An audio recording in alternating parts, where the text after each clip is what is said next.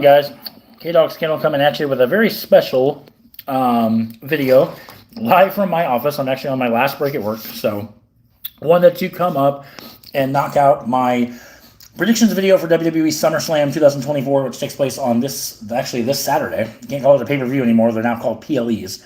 I've got 7 matches down. I don't know if they're going to add any more on Friday or not, but that's, I'm going to throw in an 8th match I think is going to get signed. I don't have these in any kind of order, so we're just going to start and roll through these. We got Sami Zayn defending the Intercontinental Championship against Braun Breaker, a rematch from Money in the Bank last month that everybody and their mothers whined and complained because Sami Zayn went over. Well, you know what? I think this time Braun's going to get the dub. He's going to get the win. He's going to win the Intercontinental Championship, and all the whiners and the criers in the IWC can take a chillax pill and know that Braun is going to get his comeuppance in this, and he was going to defeat Sami Zayn for the Intercontinental title. I think Sami's had a great run, but I just think they are so high on Braun Breaker right now. Him losing last month at Money in the Bank was not the end of the world for him. So I just think the internet wrestling community just needs to chill out for a while. Like I said, good things come to those who wait. But I got Braun going over. Kind of similar. Next match, U.S. title on the line. Champion Logan Paul defending against LA Knight. Logan Paul's had like 2 defenses in the last, he's held the belt for over 200 and some odd days. Much like LA Knight, he's paid his dues. Knight challenged Roman Reigns, was it last year? The year before at Crown Jewel. And everybody threw a conniption fit because LA Knight wasn't the one to get the job done. But again, good things come to those who wait. I've got LA Knight ending the reign of terror, if you will, of Logan Paul. And I think LA Knight gets his first singles title, and I think the crowd in Cleveland is going to absolutely blow the roof off of, used to be the Gund Arena in Cleveland. I don't know what they call it now, but I mean, LA Knight's going to get a massive pop when he wins that U.S. title. Next up, the Women's World Championship on the line. Champion Liv Morgan goes up against Rhea Ripley. Everybody and their mothers has Rhea Ripley. Oh, she's coming back from injury, and she's gonna steamroll Liv Morgan. She might steamroll her, but Dominic Mysterio is going to play a massive, massive, massive pull in this match. I think he's going to turn on Rhea. He's going to align with Liv, and it's going to be this gigantic swerve. Liv Morgan's going to retain the title, and then now everybody and their mothers can whine and complain that Rhea gets screwed and does not win the women's world title. A lot of people, again, going back to the IWC, they don't realize this stuff is scripted. This stuff is already predetermined. Triple H has already probably got every winner mapped out in his head with the event taking place here in the next few days. He's probably got the notion of everybody that's going to win. Rhea knows she's going to get screwed over. That's pro wrestling, guys. It's not the end of the world if your favorite doesn't win, And I think that's what bothers me so much about professional wrestling fans is they don't understand the term of long-term storytelling, period. But I think the writing is on the table, especially when Liv, Dominic was like, oh, I hate you, blah, blah, blah. And Liv walks away, bawling. That was it. That was the seeds that, he's going to tell Rhea Ripley everything that she wants to hear, and then come SummerSlam, she's going to screw him over. Or I'm sorry, he's going to screw her over, rather. So I got Liv Morgan retaining over Rhea Ripley. The other women's match. Bayley defends the WWE Women's Championship against Nia Jax. I initially had Nia winning the title, but I have enough title changes on this show to warrant that I don't think Nia's going to win it. I think Bayley's going to retain the title, but I think Tiffany Stratton's going to cash in Money in the Bank. It doesn't make sense for Nia Jax to win the title and then Tiffany Stratton to turn around and cash in on her because they're both heels. If Tiffany Stratton is going to cash in, it makes the most sense for her to do it on the babyface, which in this case is Bayley. Again, I'm not sure. I mean, and I could be completely wrong. Nia could just flat out win the title and there is no cash in, but something tells me there's going to be a cash in. They already wasted the men's cash-in at Money in the Bank with Drew McIntyre. I don't see them screwing up both briefcases, if you will. So I've got Bayley winning over Nia Jax, but I do have Tiffany Stratton cashing in on the champ, Bayley. All right, moving on. My break is only so long, so that's why I'm not trying to rush these, but I also want to get them done fairly quick. CM Punk, Drew McIntyre in a massive grudge match with Seth Rollins as the guest referee in this match. I've got McIntyre winning this match, and I have him winning because I think everything that CM Punk has done to him, especially since WrestleMania. Drew wins the world title from Seth Rollins, holds it for like 5 minutes. Damian Priest comes out, cashes in after Punk does his shtick, and McIntyre loses the title. Then you go to Clash of the Castle in Scotland, where Drew's got the match won. Punk runs in as the referee, counts to 2, and then deliberately stops, thus screwing over Drew McIntyre. Money in the Bank. Drew McIntyre wins the Money in the Bank, cashes in, which everybody knew he was going to do. Everybody knew he was going to do it. I think it would have been so much better had AJ Lee showed up at Money in the Bank to cost Drew McIntyre the match, but, Punk does it again. And I think that long-term storytelling, I think Drew McIntyre deserves this. Now, how the match is going to end, I think, obviously, Rollins is going to play a part in it. I think Rollins is going to inadvertently screw over CM Punk. I think this is going to be an a la SummerSlam 1997 scenario when it was Bret Hart and The Undertaker for the title. Shawn Michaels was the referee. Shawn goes to hit Bret with a chair, hits The Undertaker, and then because that stupid stipulation where if Shawn didn't call the match down the middle, he'd never be able to wrestle in the States again. Well, I'm sorry, since when is officiating the match fair and square jacking somebody in the face with a chair? But that whole thing was stupid. But I think the match is going to end in somewhat that kind of fashion. Like I said, I think McIntyre deserves the win. I think that all the times Punk has screwed him over, I think it's just a matter of, they're going to have another match. If they're bringing back Bad Blood, which rumor has they're doing come October, this is not going to be a one-off. These guys are going to have a probably 3-month feud. McIntyre is going to win this one. Punk will probably win the next one. And then Punk will probably win the rubber match, which will probably take place at Bad Blood.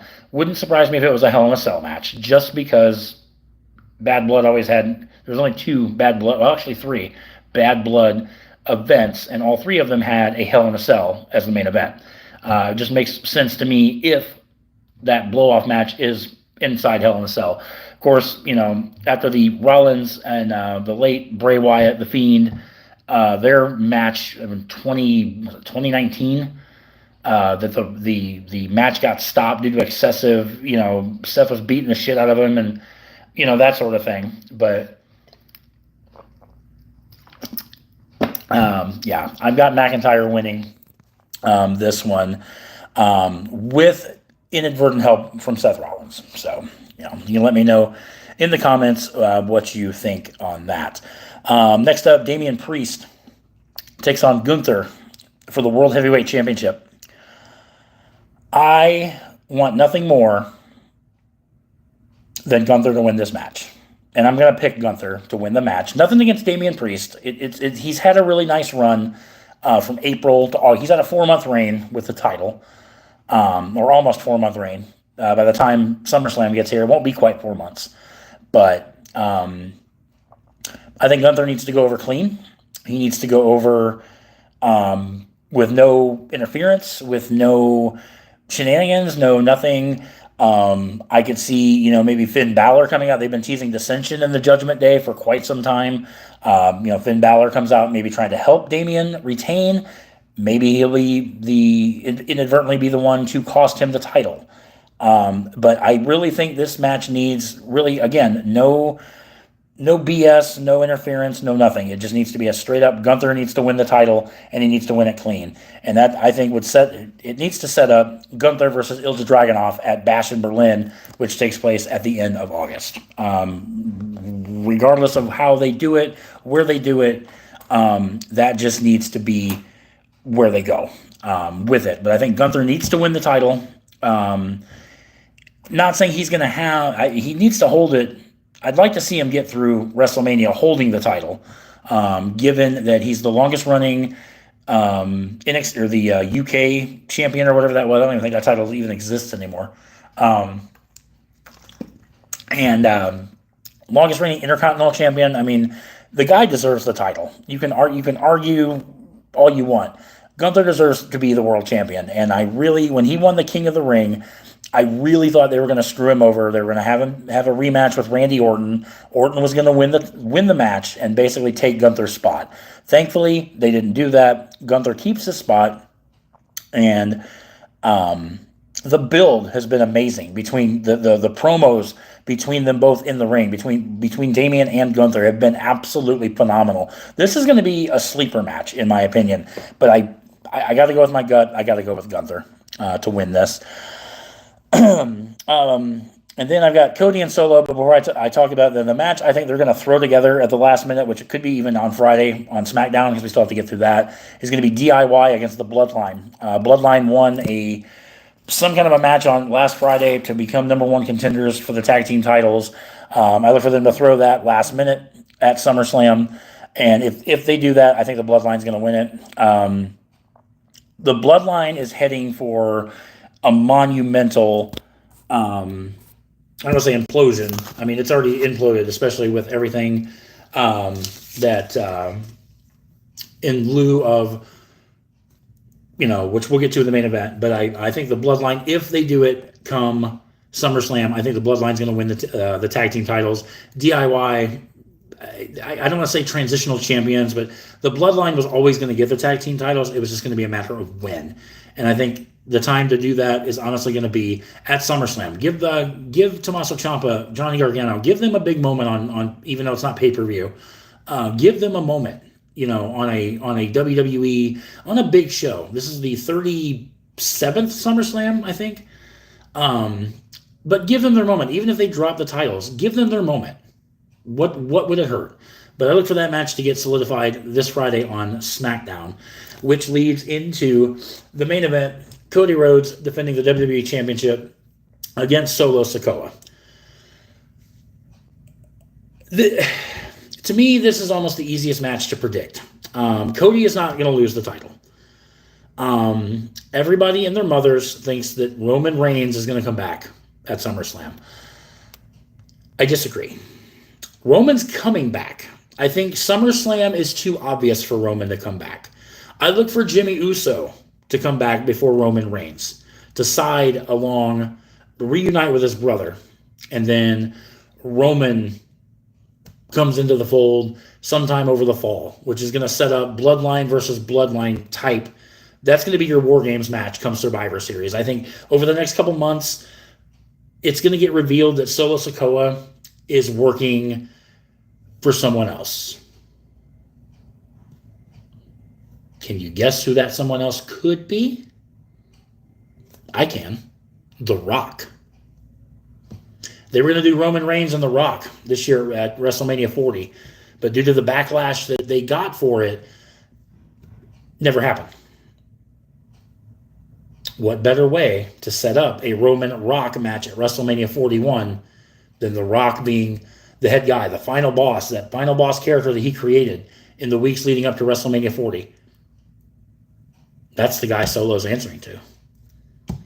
So come Survivor Series, you do Solo, Tama, and the rest of, I know it's I don't know how the new guy, because I haven't really watched the show, so, but I mean, and even Jacob Fatu. Those four against Roman, the Usos, and you can throw in like a Kevin Owens or like a Randy Orton to be the fourth guy. And there you go. That plants your seed for WrestleMania 41 for a Rock Roman match. Roman's coming back as a babyface. The chants of "We want Roman, we want Roman, we want Roman" have echoed since WrestleMania 40. Why not?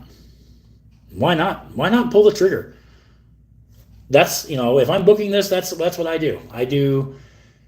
Obviously, Cody is gonna retain the title. He's not. I don't think Cody is gonna drop the belt till bare minimum WrestleMania 41. But like I said, would it be cool for Roman? I'll be working, so I won't be able to see it. I'll be watching like the highlights and whatnot. But would it be cool for Roman to come back at SummerSlam? Absolutely.